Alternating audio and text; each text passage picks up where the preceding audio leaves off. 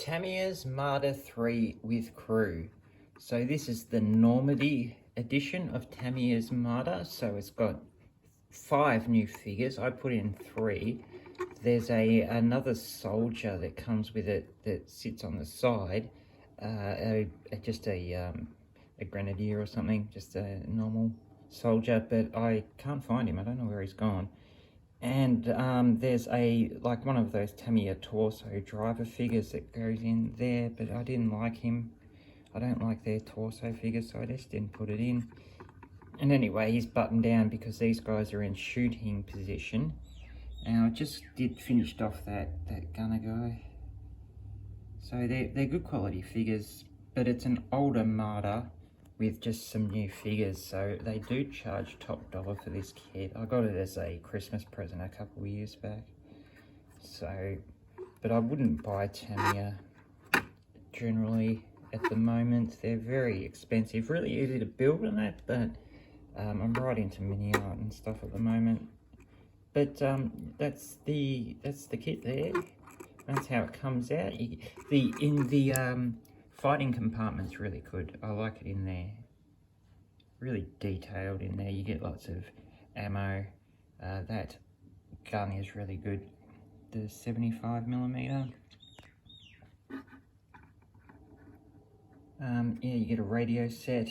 I built this ages ago, so I didn't do any adding on to it.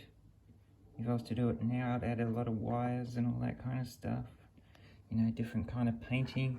I painted this a long time ago. I've just sort of recently added the figures. But the figures are still sort of old too. I just sort of finished them off recently. So that's how it is. It's not a bad kit. And I've done sort of a camo pattern on the side there that's not on the rest of it, just for something weird and different. Underneath, you get the details underneath. So that's pretty much, you know, a kind of half interior kit. LC. But yeah, really nice, high detail. Like, just hold on 1 second. Stop it. Really nice detail in the tracks and that. Like those tracks to the Lincoln length. So I recommend it. It's very expensive though. So, but for 70 you get a crew with it. I think Dragon sells theirs for 110. Hobby Boss sell one for about 70, I think. It's up to you which one you get. But this one's decent. This one's for this. Nothing wrong with that. That photo etch bit they put in is just for show. It's horrible to bend. That little piece there over the muffler.